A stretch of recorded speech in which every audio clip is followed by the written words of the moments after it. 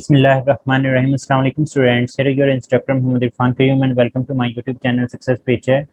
आज के इस पर्टिकुलर वीडियो के अंदर हम लोग 2 सितंबर को हुआ जो पीएमसी का पेपर, उसके अंदर फिजिक्स पोर्शन के चंद एमसीक्यूज जो कि मुझे रिसीव हुए हम लोग उनको डिस्कस करेंगे। So let's start with the first question. Question number 1 है हमारे पास, कहता है unit of the relative permeability. बच्चे यहाँ पे रिलेटिव की जो है वो टर्म आ चुकी है, परमिएबिलिटी पूछा जाता है या रिलेटिव परमिटिविटी पूछा जाता है। आप लोगों ने पढ़ा हुआ है, चैप्टर नंबर 1 है हमारे पास सेकेंड ईयर फिजिक्स का, वहाँ पे भी आप लोगों ने रिलेटिव परमिटिविटी की टर्म पढ़ी हुई है। तो वो हमारे पास सेम चीज़ों के दरमियान रेशो होती है और आप लोगों को पता है जब हमारे पास एक जैसे चीज़ों के दरमियान रेशो होती है तो उनके यूनिट्स आपस में एक दूसरे के साथ कैंसिल आउट हो जाते हैं। तो उनके जो यूनिट होते हैं हमको किसी भी किस्म का यूनिट नहीं देखने को मिलता, वो यूनिट लेस होते हैं, डायमेंशन लेस होते हैं। तो हमारे पास यहाँ पे जो राइट ऑप्शन है वो हमारे पास डायमेंशन लेस है, वो हमें देखने को मिल रहा होगा। रिलेटिव परमिएबिलिटी पूछा जाए या रिलेटिव परमिटिविटी पूछी जाए, आप लोगों के पास आंसर एक ही होगा। तो यहाँ पे राइट ऑप्शन 4 क्वेश्चन नंबर 2 देखें, कहता है कि initial kinetic energy of the projectile is 100 joule if it is projected at 60 degree, then potential energy of the projectile at highest point is. तो बच्चे जब आप लोगों ने प्रोजेक्टाइल मोशन का टॉपिक पढ़ा तो वहाँ पे पोटेंशियल एनर्जी का आप लोगों ने रिलेशन पढ़ा हुआ कि हाईएस्ट पॉइंट के ऊपर हम लोग पोटेंशियल एनर्जी किस तरह से जो है वो कैलकुलेट करते हैं। सपोज करें मेरे पास एक वाई एक्सिस है और यहाँ पे हमारे पास मौजूद है एक्स एक्सिस। हमारे पास यहाँ पे एक प्रोजेक्टाइल जो है वो इस तरह से जाता है ट्रैवल करके। यहाँ पे कहते हैं आपने हाईएस्ट पॉइंट के ऊपर क्या करना है, आप लोगों ने मुझे पोटेंशियल एनर्जी जो है वो बतानी है। तो बच्चे जब आपको काइनेटिक एनर्जी गिवन और पोटेंशियल एनर्जी आप लोगों से पूछी जाती है हाईएस्ट पॉइंट, तो उसके लिए शॉर्टकट लिखवाया जाता है। मैं आपको शॉर्टकट बता देता हूँ। शॉर्टकट हमारे पास होता है कि potential energy is equal to half M V square sine square of theta. तो यहाँ पे बच्चे देखें हाफ एम वी स्क्वायर किसके बराबर होता है, simply it is equal to kinetic energy. और जो साइन थीटा साइन 60 की वैल्यू क्या होती है, साइन 60 जो है वो हमारे पास √3/2 के इक्वल होता है। तो यहाँ पे हमारे पास साइन स्क्वायर है, मीटू से आपको उसका स्क्वायर लेना पड़ेगा। तो हमारे पास काइनेटिक एनर्जी इंटू साइन 60 की जो वैल्यू है वो हमारे पास √3/2। तो इसका आप लोग जो है वो स्क्वायर ले लेंगे। तो यहाँ पे हमारे पास स्क्वायर आ जाएगा। काइनेटिक एनर्जी की हम लोग यहाँ पे वैल्यू पुट कर देते हैं। काइनेटिक एनर्जी की जो वैल्यू है वो हमारे पास 100 जूल है और जब इसका स्क्वायर लेते हैं तो हमारे पास ये √3 से जो उसके ऊपर मौजूद है अंडर रूट ये कैंसिल हो जाएगी और नीचे हमारे पास 4 आ जाएगा। तो हमारे पास 4 को 100 से करते हैं तो हमारे पास 25 इंटू 3 आप लोगों के पास 75 जो है वहाँ से देखने को मिलेगा। तो यहाँ पे हमारे पास जो राइट ऑप्शन है वो 4 आ जाएगा। क्वेश्चन नंबर 3 को देखें, कहते हैं कि square loop of side 4 metre is placed in a magnetic field of 10 tesla, surface of the loop is making an angle with the field 60 degree, what will be the flux। बच्चे आपसे यहाँ पे flux calculate करने का कहा गया है। हमें पता है कि फ्लक्स का फार्मूला क्या होता है, B.A into cause of theta. आपके पास यहाँ पे B की वैल्यू कितनी गिवन है, हमारे पास 10 गिवन है। ये एरिया आपने फाइंड करना है। आपको लूप की एक साइड दी गई है तो आप लेंथ इंटू विड्थ करके इसको 4 इंटू 4 करके आप लोग इसका एरिया कैलकुलेट कर लेंगे। तो मीटू से यहाँ पे आप लोग 4 का स्क्वायर लेंगे तो आपके पास ये 10 इंटू 16 आ जाएगा multiplied by cos of theta. Cos 60 की जो वैल्यू होती है वो हमारे पास 1/2 के इक्वल होती है। तो हम यहाँ पे 1/2 पुट कर देंगे तो ये हमारे पास 2 इंटू 8 16 आ जाएगा। तो 10 इंटू 8 आपके पास 80 वेबर जो है वो आपको आंसर देखने को मिला होगा। So the right option over here is Charlie. Question number 4 देखें, कहता है Ohm's law is only applicable to. हमारे पास ओहम लॉ भी is equal to I R के इक्वल होगा और I is equal to V/R के इक्वल होगा। और ये हमारे पास कब होता है, एट कांस्टेंट टेम्परेचर। जब हम लोग यहाँ पे टेम्परेचर को जो है वो कांस्टेंट रख रहे होते हैं। बच्चे याद रखें कि हमारे पास जो ओहमिक लॉ होता है ये हमारे पास किन चीज़ों के ऊपर एप्लीकेबल होता है, जो हमारे पास कंडक्टर्स होते हैं उनके ऊपर हमारे पास एप्लीकेबल होगा, जबकि सेमीकंडक्टर और रेजिस्टर्स के ऊपर जो है हमारे पास एप्लीकेबल नहीं होता। ये फैक्ट है, तो ये चीज़ जो है वो आपको पता होनी चाहिए। क्वेश्चन नंबर 5 कहता है the light we are seeing is. रोशनी जो हम देखते हैं वो क्या होती है बच्चे, ना हम लोग इंफ्रारेड रेज को देख सकते हैं ना ही अल्ट्रावायलेट को देख सकते हैं। अगर किसी चीज को देख रहे हैं तो जाहिर सी बात है वो विजिबल ही होगी। सो the right option over here is visible. हम लोग विजिबल लाइट को ही देखने के काबिल होते हैं। क्वेश्चन नंबर 6 देखें, कहता है radiation fall from sun on earth is. बच्चे सूर्य से जब जमीन के ऊपर शाइन गिर रही होती हैं तो उसके अंदर ये तमाम की तमाम रेडिएशन जो है वो मौजूद होती हैं। उसके अंदर अल्फा रेडिएशन भी मौजूद होती हैं, बीटा भी होती हैं, गैमा भी होती हैं। अगेन ये फैक्ट बेस्ड क्वेश्चन था तो यहाँ पे हमारे पास जो राइट ऑप्शन है वो डेल्टा आ जाएगा, all of the above. Question number 7 देखें, कहता है moving charge is surrounded by.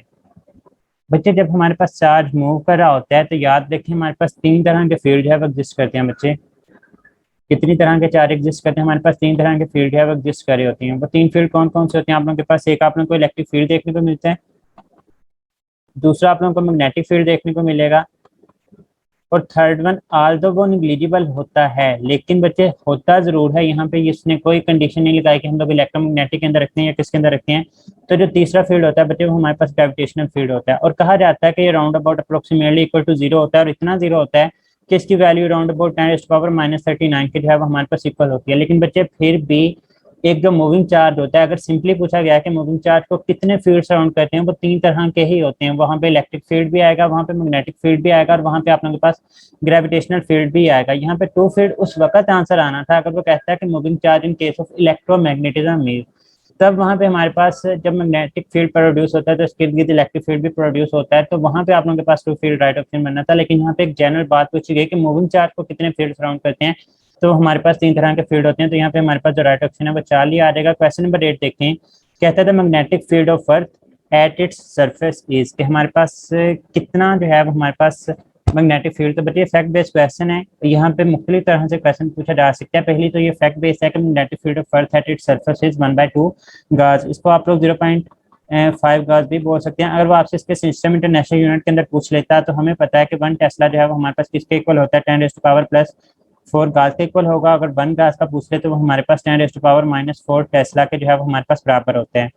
अगर यहाँ पे 0.5 गैस के हिसाब से जो कि आपके पास यहाँ पे वैल्यू भी होती है उसके हिसाब से आप लोगों ने कैलकुलेट करना होती है, हमारे पास 0.5 इंटू 10⁻⁴ टेस्ला आ जाएगा। इसको आप लोग जो है वो 5 इंटू 10⁻⁵ टेस्ला भी लिख सकते हैं, या फिर आप लोग इसको 50 इंटू 10⁻�6 टेस्ला भी बोल सकते हैं। मीन टू से हमारे पास 50 माइक्रो टेस्ला भी हमारे पास है वो आ सकता है। तो किसी भी तरह से पूछ ले आप लोगों को उसका आंसर पता होना चाहिए।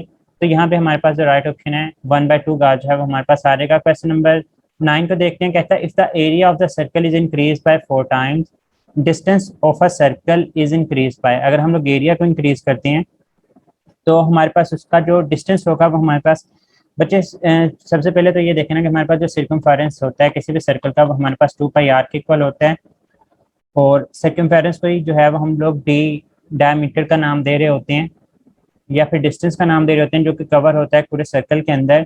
या फिर आप लोगों को एमडी कैट की क्लासेस में रिलेशन भी पढ़ाया जाता है बिटवीन डिस्टेंस एंड एरिया। तो बच्चे याद रखेंगे हमारे पास डिस्टेंस और एरिया का आपस में एक दूसरे के साथ √a डायरेक्टली रिलेटेड होता है डी के साथ। तो अगर आपको यहाँ पे उसने कहा है कि सर्कल आपके पास 4 टाइम इंक्रीज हो रहा है तो √4 और आपके पास डिस्टेंस जो है वो बच्चे 2 टाइम इंक्रीज हो जाएगा। ये रिलेशन है, आप लोगों ने याद रखना है कि जब भी डिस्टेंस और एरिया का रिलेशन पूछा जाता है तो डिस्टेंस और एरिया दोनों एक दूसरे के डायरेक्टली रिलेटेड होते हैं, लेकिन एरिया के ऊपर जो हमारे पास √, आना चाहिए। तो हमारे पास यहाँ पे जो राइट ऑप्शन है वो आपको 2 देखने को मिलता है। क्वेश्चन नंबर 10 देखें, कहते हैं the error between experimental and theoretical value of Newton assumption of speed of sound is.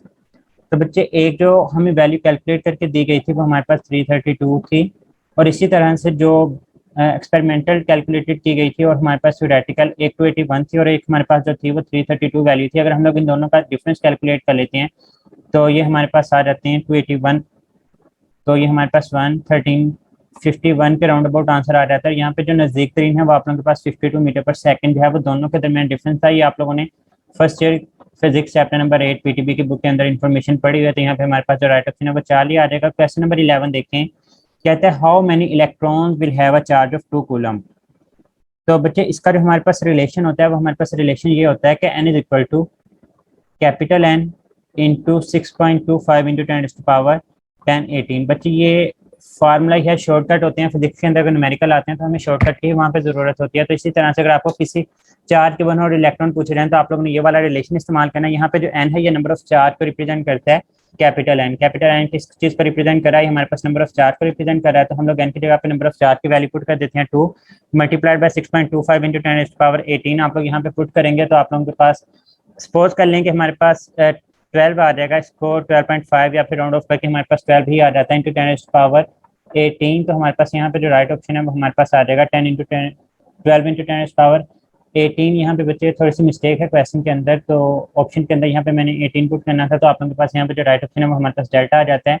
Question number 12 देखें, कहता है कि unit of electric flux is. Electric flux हमारे पास फार्मूला क्या होता है, ये हमारे पास electric flux is equal to E into A, और जो E होता है ये हमारे पास न्यूटन पर कूलम के इक्वल होगा, और एरिया का यूनिट जो है वो हमारे पास मीटर स्क्वायर होगा। तो हमारे पास ये न्यूटन मीटर स्क्वायर पर कूलम के जो है वो हमारे पास बराबर आता है। तो राइट ऑप्शन आप लोगों के पास 4 ही आ जाएगा। अगर हमें पता है कि न्यूटन मीटर जो है वो जूल के भी इक्वल होता है, तो हमारे पास इसका यूनिट जूल इंटू मीटर पर कूलम भी आ सकता है। यानी हाँ, यहाँ पे जो राइट ऑप्शन है वो हमारे पास 4 ही आ जाएगा। तो ये चंद एक क्वेश्चन थे जो कि आप लोगों के पास 2 सितंबर मॉर्निंग के अंदर जो पेपर हुआ वहाँ पे आया। उम्मीद करता हूँ आप लोगों को ये डिस्कशन पसंद आई होगी। अगर डिस्कशन पसंद आई है तो अपने दोस्तों के साथ लाजमी तौर पर शेयर कीजिएगा। मुझे भी दुआ में याद रखिएगा। फी अमानिल्लाह, अल्लाह हाफिज़।